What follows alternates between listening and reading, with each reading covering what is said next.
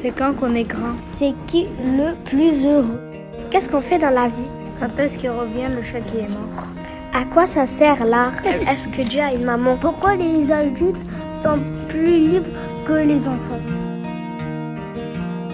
C'est quoi la philosophie?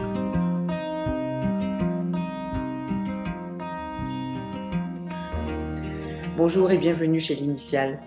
L'Initiale, c'est une maison d'édition jeunesse fondée en 2008. Elle est reconnaissable à son format carré de 20 sur 20 cm. Et dès l'origine, la collection Philo et Citoyenneté, avec un dos jaune, s'est imposée comme l'ADN de la maison. Nous savons que les enfants aiment à être invités à penser et à partager, échanger leurs idées.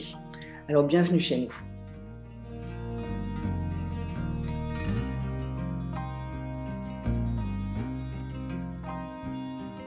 Les ateliers philo connaissent un succès grandissant. Chaque professionnel de l'enfance reconnaît désormais leur intérêt pour favoriser l'autonomie et la rigueur de la pensée, mais aussi l'écoute citoyenne et le développement du langage. Il s'agit de favoriser la pratique de la conceptualisation, nous allons définir les termes, la problématisation, nous allons chercher les questions, et puis l'argumentation, c'est-à-dire organiser sa pensée. Le tout avec l'objectif de permettre à chaque participant d'exprimer une parole libre, respectueuse de chacun, sans jugement moral.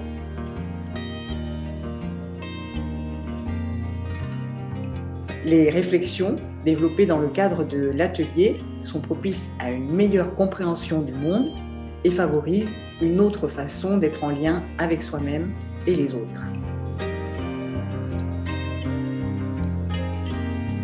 À l'instar de la philosophe Edwige Chirouter, que nous allons recevoir dans quelques minutes, nous savons que, j'ouvre les guillemets, l'enfance, la littérature et la philosophie se rejoignent dans le même souci de saisir, de comprendre et de connaître.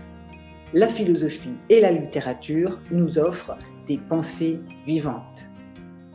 La culture est un moteur formidablement puissant car elle réunit deux axes habituellement opposés pour n'en faire qu'un, la réflexion sensible. Ce n'est pas un hasard si l'Initiale a été la première maison d'édition jeunesse à publier Edgar Morin ou Georges Didier Huberman. Il est fondamental d'ouvrir un dialogue avec les enfants sur ce qu'ils viennent de voir et de partager.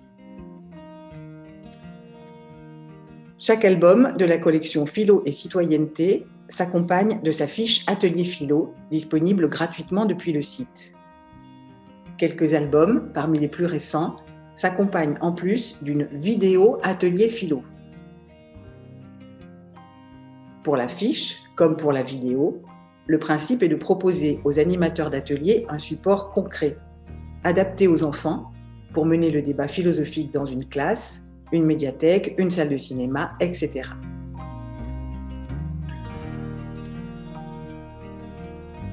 L'idée, c'est que chaque animateur puisse s'emparer du support de son choix et l'adapter à son groupe. Nous venons de parcourir la fiche Atelier Philo de l'album Personne, écrit par Edwige Chirouter et illustré par Pascal Bress. C'est une fiche un peu particulière car elle aborde plusieurs thématiques, ce qui peut être une bonne introduction à une série d'ateliers philo. Regardons maintenant ensemble la vidéo Atelier Philo, toujours de cet album Personne. Et pour vous résumer l'action de cet album paru en mars 2021, l'histoire nous présente les aventures d'un jeune garçon, Solal le Petit, qui se réveille un matin dans sa ville et il n'y a plus personne. Alors, il va profiter pendant quelques jours de sa liberté nouvellement acquise avant de partir se mettre en chemin à la recherche des siens. Bien sûr, ces aventures l'amèneront à croiser le destin de plusieurs personnes. Toutes ces rencontres seront évidemment formatrices pour ce conte initiatique et au terme de ces aventures, il deviendra lui-même une grande personne.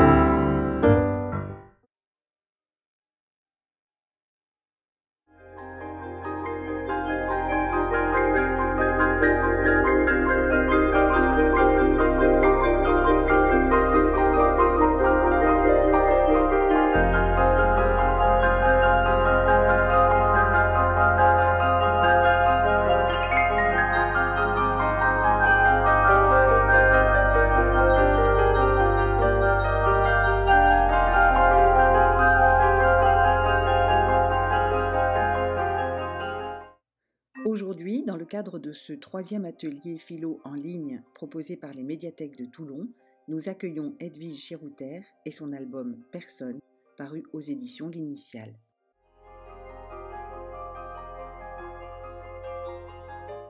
Ça veut dire qu'on est content et on peut être heureux avec ses amis, ses parents. On peut tous être heureux en jouant avec eux. On est aussi heureux quand nos parents nous offrent des cadeaux, ils nous font des trucs qu'on aime bien. On est heureux quand on est gentil. Quand on a de la joie autour de nous, quand on fait des choses qu'on aime faire, on est heureux. Est-ce que vous pouvez être heureux s'il y a autour de vous des gens qui ne sont pas heureux? Un petit peu. Est-ce qu'on peut être méchant et heureux? Quand on a, par exemple,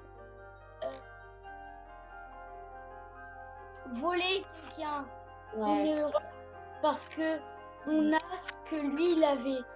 Oui. D'accord. Quand on vole, on est heureux, mais l'autre, on n'est pas heureux. L'autre, il est pas heureux. Quand on voit que quelqu'un n'est pas heureux, ça nous rend pas heureux. Exactement. Mais c'est ça la philo.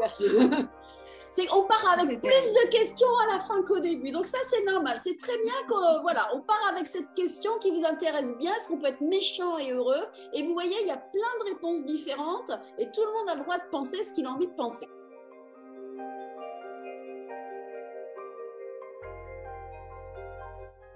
Quand tu es tout seul avec un ami et que tes parents sont pas là, tes frères et sœurs aussi, tu es libre, tu peux faire ce que tu veux. Oui, mais quand même, un ami, ça, lui aussi, il doit faire ce que tu veux. On doit être égal et il ne doit pas te conditionner. Sinon, c'est seulement un imposteur, c'est pas un ami. Obéir à aucune règle, aucune loi, aucun devoir. Est-ce que c'est ça, être libre? Moi, je dis que non, il faut respecter des règles à sa liberté.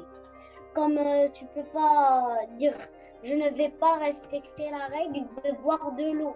Parce que si tu ne bois pas d'eau, tu meurs, tout simplement. Alors, de ta liberté, tu dois rester en vie pour avoir ta liberté. Donc, tu dois respecter des règles pour rester en vie et avoir ta liberté. Il y a des règles, la liberté a des règles aussi. Et les règles, en fait, ce que tu viens de nous dire, Ghassan, c'est que en fait, c'est les règles qui nous rendent libres. Il n'y a pas de règles, tout le monde serait libre et à la fin, aucun ne sera libre. Est-ce que vous préféreriez vivre librement dans la forêt ou vivre votre vie aujourd'hui? Aujourd'hui. Aujourd'hui. Dans la forêt, parce qu'il y a le lion, lui, il va tuer, tout le monde va tuer, tu n'es pas en sécurité parce que c'est la loi du plus fort. Et toi, tu es simplement un humain, il y a seulement le cerveau. On avait dit que la liberté avait des règles, et ça, c'est une règle de la liberté. Donc, si tu ne la fais pas, tu gâches ta liberté. Voilà. Vous voyez, en si peu de temps, moi j'ai pris plein de notes, vous voyez. Waouh, c'est vraiment super. Enfin, c'est très philosophique. C'est vraiment des très, très, très, très belles questions que vous nous renvoyez, les enfants. Et qui sont des questions que vous voyez qui, nous aussi, on continue à notre âge, on continue à se les poser. Et c'est à ça qu'on reconnaît qu'une question, elle est vraiment philosophique. C'est qu'on se la pose à tous les âges. Et partout dans le monde. Oui. C'est une belle ouverture, il y a de beaux échanges et de belles réflexions. Et bravo, vraiment, vous êtes des champions. Oui, super, vraiment très très impressionnant. À bientôt. Merci, au revoir. À bientôt tout le monde. Au revoir.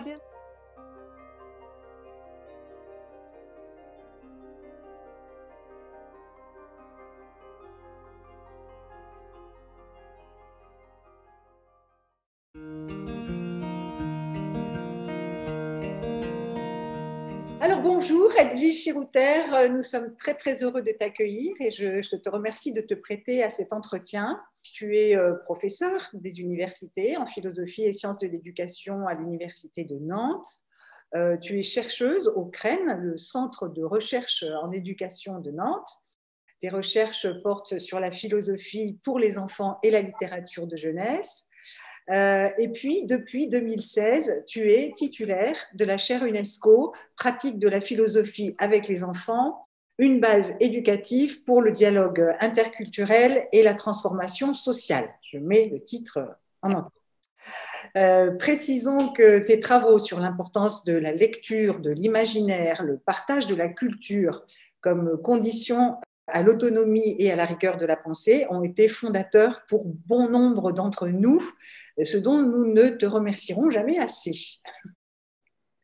Alors, si tu veux bien, j'ai quelques questions à te poser au sujet de cet album Personne, et notamment sur les circonstances de l'écriture de cet album. Est-ce que tu peux nous raconter comment l'idée de cette histoire est arrivée? A priori, c'est un album plutôt atypique dans ta production littéraire. Donc, tu veux bien nous l'expliquer? Il doit venir de loin, ce Personne. En tout cas, l'écriture, elle s'est faite très rapidement dans un train entre Paris et Toulon. Où voilà, le voyage, le désœuvrement, l'envie de faire autre chose que d'écrire des articles scientifiques aussi.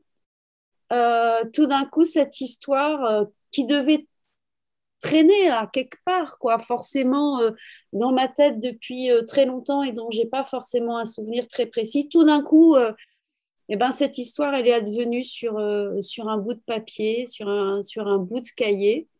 Et de façon assez linéaire, assez étrange, mais encore une fois, sûrement parce que je devais la traîner quelque part au fin fond de mon inconscient depuis très, très longtemps.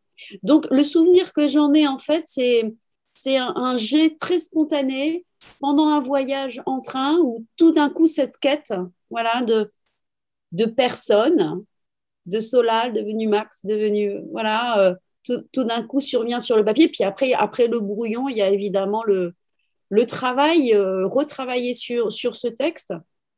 Mais c'est surtout, je pense, le jaillissement de cette histoire-là qui devait traîner depuis très, très, très longtemps dans ma propre histoire.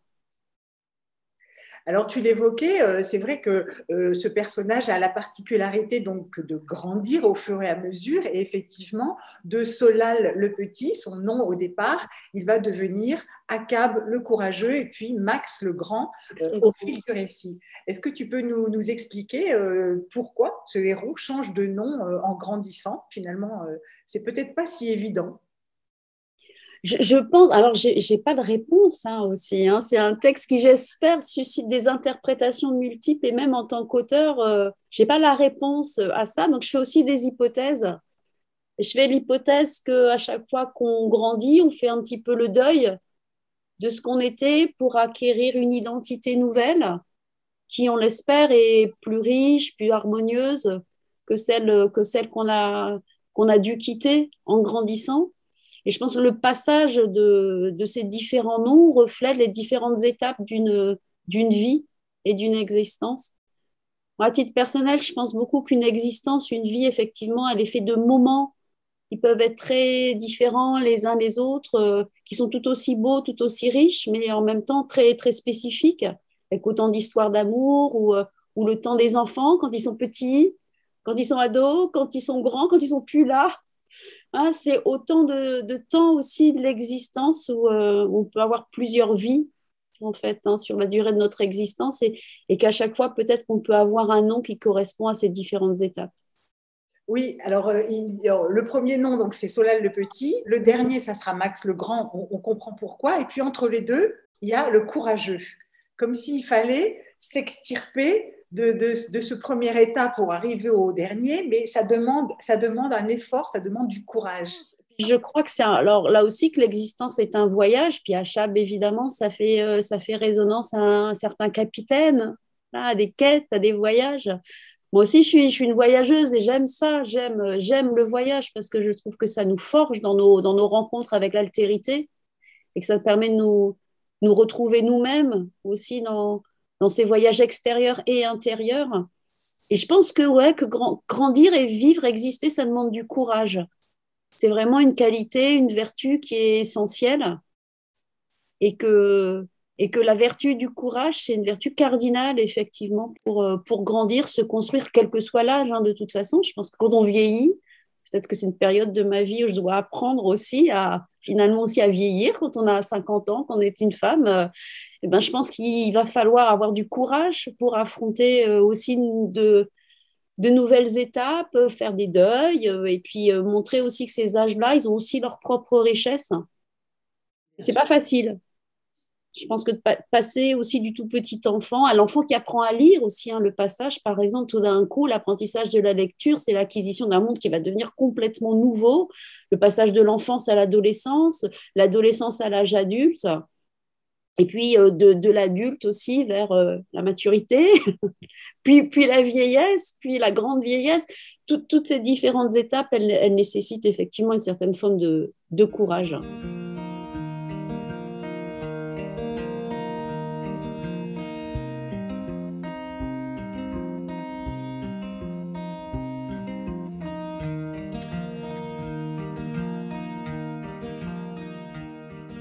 Alors on voit Solal le Petit donc quitter sa ville pour partir à la recherche de sa famille. Il va rencontrer différents personnages et au cours de sa quête, et d'abord un vieillard au fond d'une grotte qui symbolise peut-être la mort et la renaissance.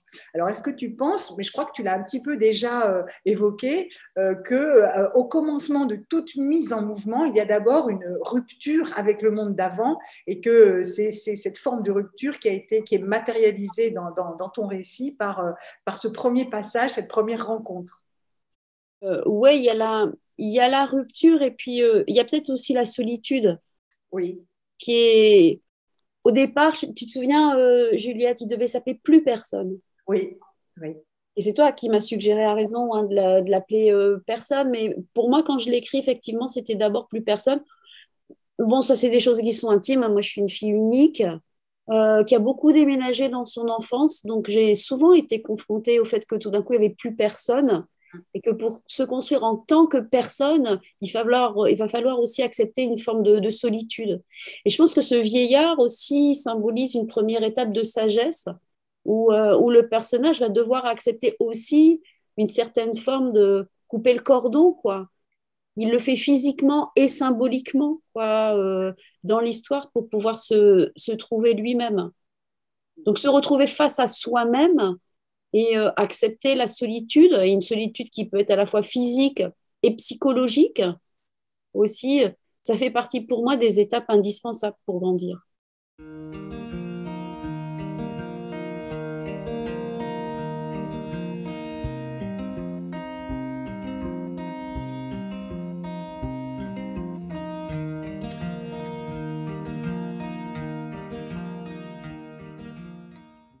Et puis, dans un deuxième temps, Solal le Petit, qui est devenu là accable courageux, va croiser le chemin d'une belle jeune fille, alors je te cite, qui sent l'herbe sous la pluie et la fraise sauvage, et elle va donner au héros du courage et de la confiance en lui.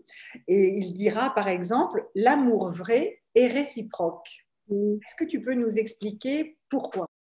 Là aussi, pour grandir, je pense qu'il faut aussi savoir sortir de cette solitude, de cet enfermement aussi, et aller vers les autres. Et là, l'amour, c'est une rencontre initiatique qui permet de découvrir aussi que l'autre, l'altérité, c'est une richesse. Et l'idée que l'amour vrai, réciproque, ne pas s'enfermer aussi dans un acharnement à vouloir être aimé à tout prix, et vouloir être aimé par des gens qui ne nous aiment pas aussi fort que nous, on les aime. Donc, c'était aussi une façon à la fois de dire que l'amour, c'est important, mais pas à n'importe quel prix non plus. Et il trouve une harmonie, finalement, dans cette relation avec cette jeune fille.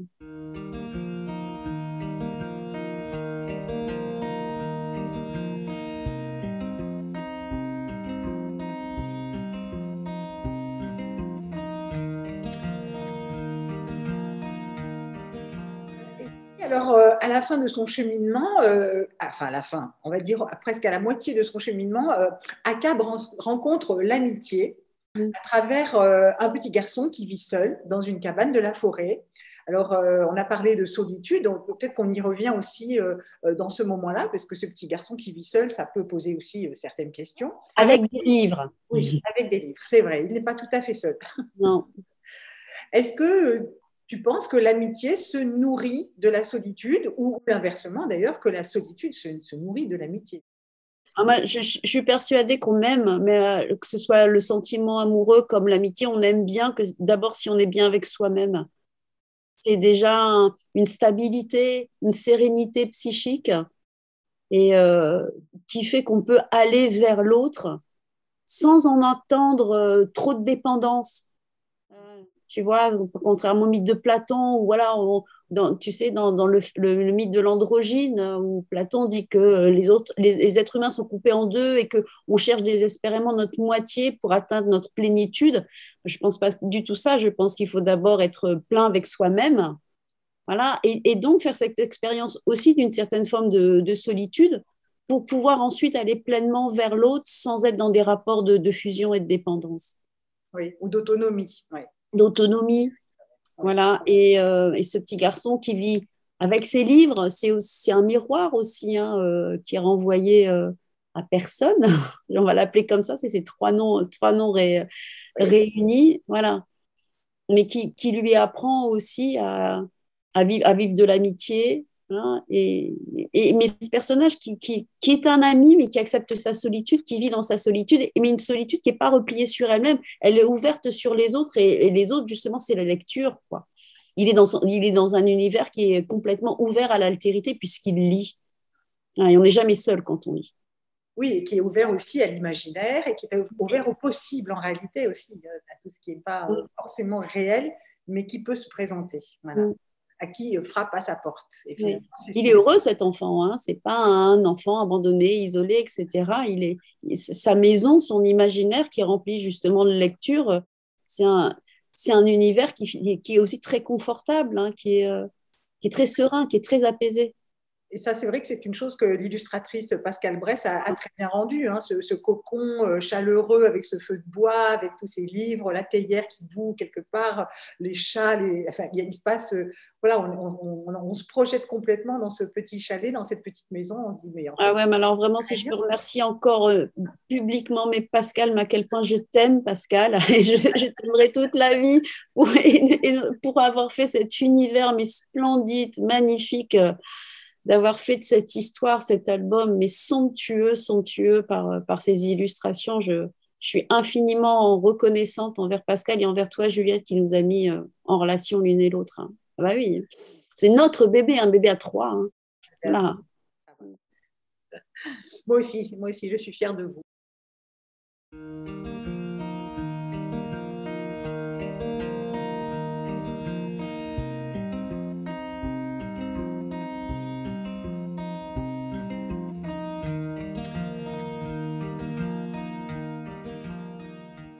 À la fin, quand même, voilà, Accable courageux devient Max le Grand. Il retourne dans sa ville, il a évolué et le petit garçon fragile du début est devenu une grande personne.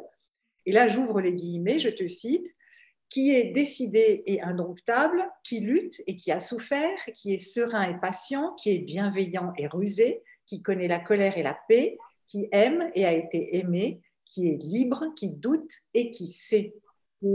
Et ça, je trouve que c'est magnifique, tout simplement. C'est tout simplement magnifique. Et je trouve que ça pourrait être une très, très belle définition de la dignité humaine. Je trouve que c'est vraiment, ça fait partie de ces phrases presque classiques du répertoire littéraire qu'on a envie de piocher de temps en temps pour se faire du bien, en se disant, bah voilà de quoi nous sommes faits.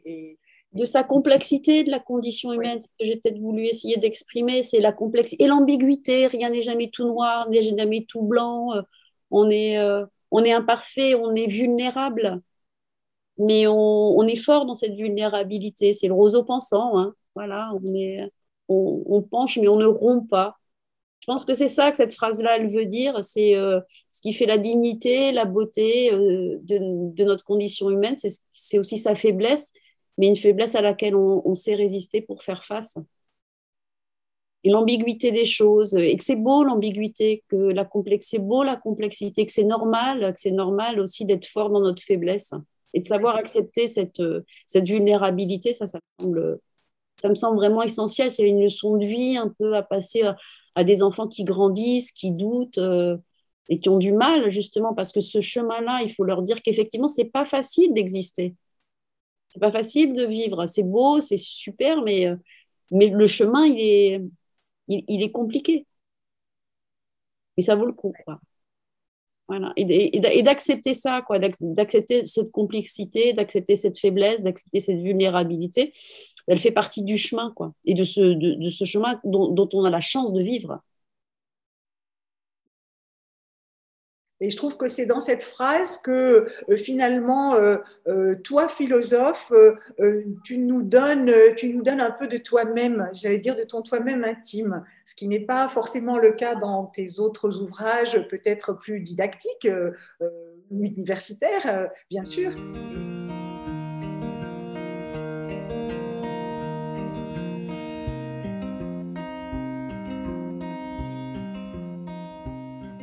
Et là, tout à coup, on a de l'essence, de l'extrait d'Edwige. Voilà. C'est le propre de la littérature, hein, par rapport à une écriture philosophique qui, effectivement, est plus conceptuelle, plus rationnelle, même s'il y a une part d'intimité aussi, hein, je pense, dans l'écriture philosophique. Mais voilà, là, on est vraiment dans de la littérature.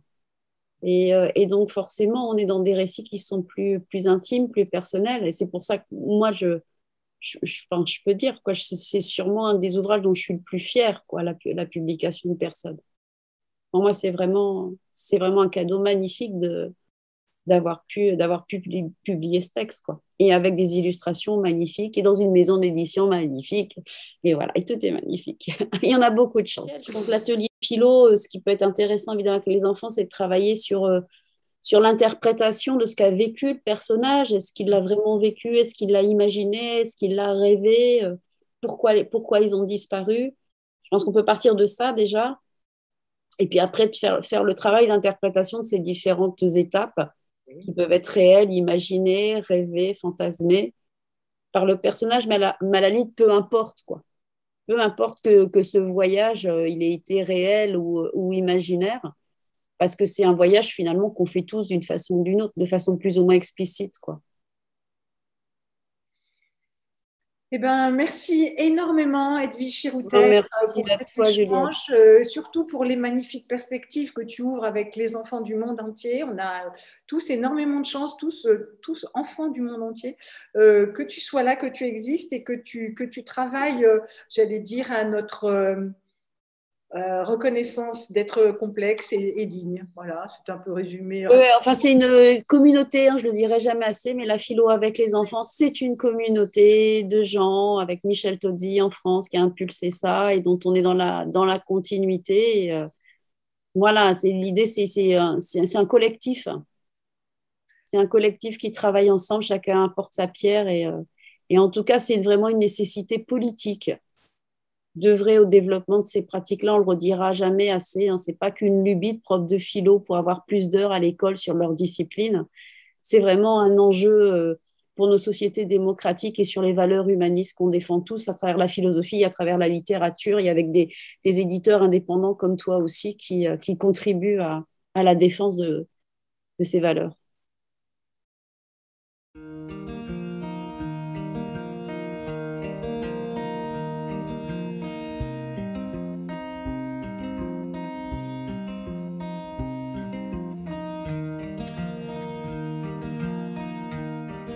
Je l'aime.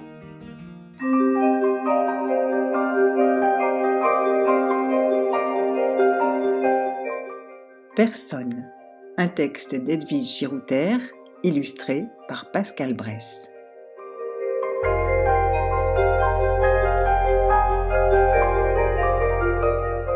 Solal, le petit, se réveille un matin dans sa ville et il n'y a plus personne.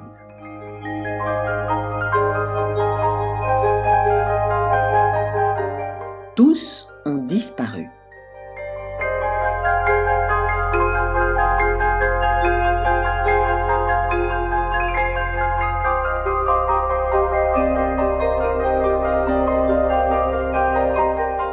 Il entame alors un long chemin pour retrouver les siens.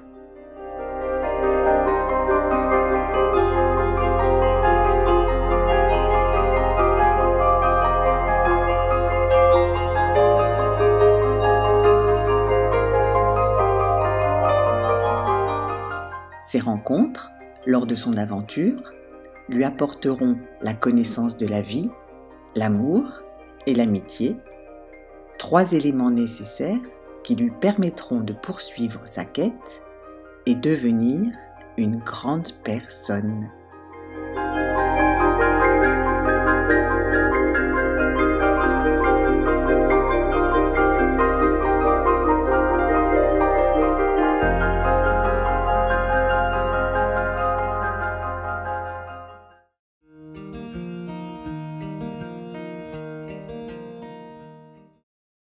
Bonjour Pascale Bress et bienvenue et merci beaucoup de répondre à quelques questions sur ton travail d'illustratrice. Peux-tu nous raconter ton parcours peut-être en quelques mots? Oui, en quelques mots, ça va être simple. Mon désir de dessiner date de mes 12 ans. C'est un désir qui n'a pas été entendu de la part de mes parents.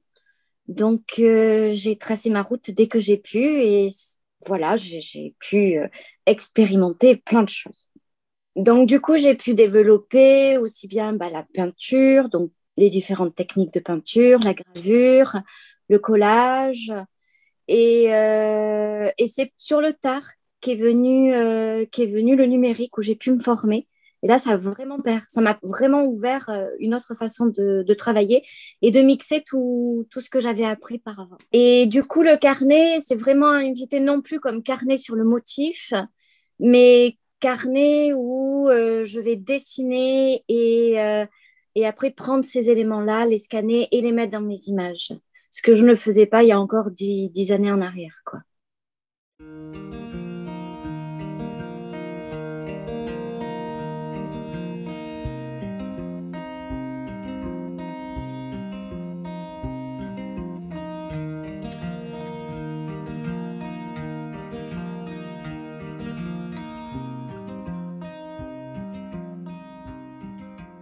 En 2019, tu as publié pour l'Initiale un album qui s'appelle 11 ours, avec un texte de Nathalie Wyss.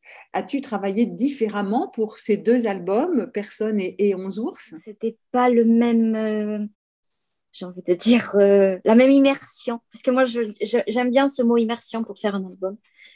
Mais non, je pense que les images, elles sont venues.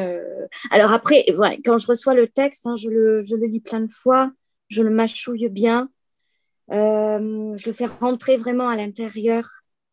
Quand je le lis pour la première fois, je peux annoter plein de trucs qui me viennent comme ça. C'est pas forcément des choses que je vais garder. Mais après, ouais, vraiment, le travail il se fait de l'intérieur. Voilà, je vis avec le texte le temps que je l'illustre. Pour personne, c'était pour moi un peu plus difficile. Le vrai challenge, c'était que le personnage, il a 3 périodes de vie, 3 tranches d'âge, que d'ailleurs tu avais validé, puisqu'il a 3 prénoms, donc le fait de grandir. Et pour moi, ça a été super important que tu valides cette idée-là, parce que ça m'a permis de structurer le récit. Illustrer, c'est être au service des mots. Enfin, pour moi, hein. Donc, qu'est-ce qui est dit, qu'est-ce qui n'est pas dit, comment je peux mettre ce qui n'est pas dit. En fait, c'est ça qui est presque super intéressant, quoi. Donc, c'est ce tricotage-là qui me plaît, moi, quand j'illustre un texte.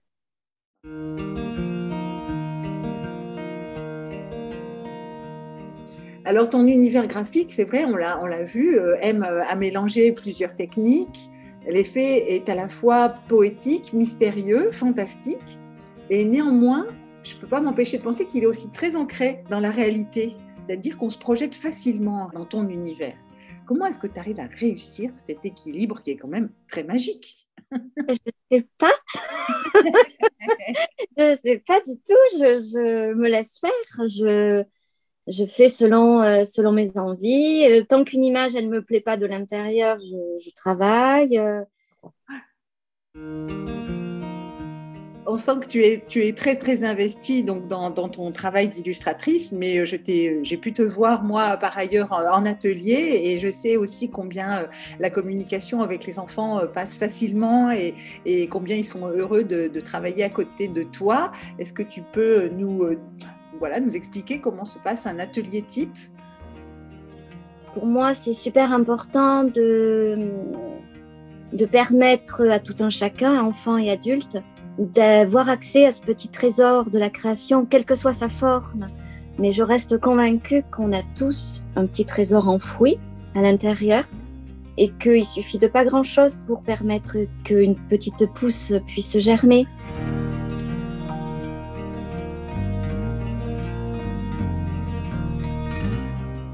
Le 13 juillet de cette année, nous avons pu t'applaudir à Avignon lors d'une représentation du spectacle Personne dans le cadre de Balade en livre, Grain de lire. Il s'agissait d'une lecture dessinée autour de l'album d'Edwige que tu as illustré et nous regardons quelques extraits pour en comprendre le principe. Solal, le petit, vit dans la ville de Son-Haut. Une ville magnifique, prospère et joyeuse. Du moins, en apparence. Ses couleurs sont vives, son air est doux et la nourriture abondante. Aux alentours, il y a des champs, des montagnes et des mers. Alors que son cœur lui fait comme un poids et que les couleurs de la ville deviennent ternes, ses amis rient et chantent sans qu'il puisse comprendre pourquoi. Et dans l'ombre des arbres, il devine des figures étranges et grimaçantes.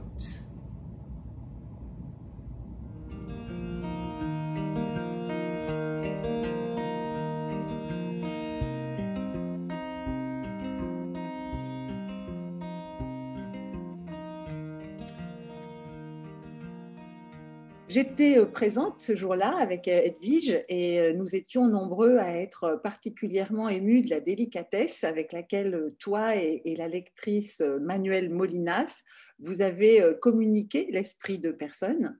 Peux-tu nous en dire plus, nous raconter un peu comment s'est fait ce projet? Alors avec Manuelle, qui est comédienne, hein, on a déjà œuvré ensemble puisqu'on a un spectacle qu'on a coécrit et où je dessine aussi en direct qui s'appelle Lou cherche beurre désespérément. Et du coup, quand cet album est paru, je lui ai soumis et ça a beaucoup résonné pour elle aussi. C'est un conte, hein, un conte initiative, donc elle était très sensible. Et moi, je savais que c'était impossible de reproduire les mêmes images qu'il y a dans le livre et puis c'était pas forcément le but puisque là, on était un duo, c'était vraiment un travail à deux.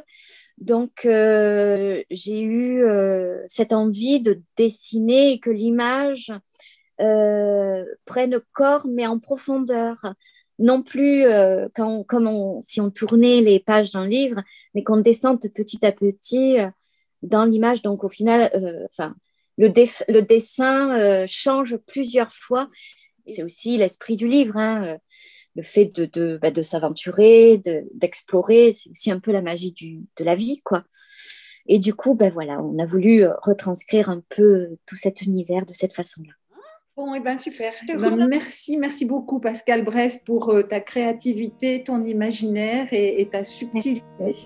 Merci beaucoup d'avoir collaboré sur ces deux projets et j'espère qu'on en fera plein d'autres. C'était des beaux projets.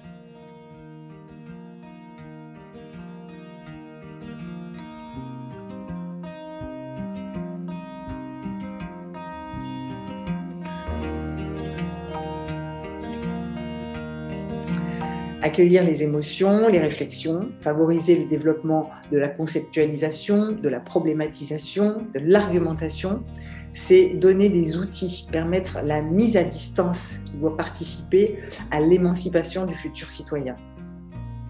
Bienvenue en littérature jeunesse.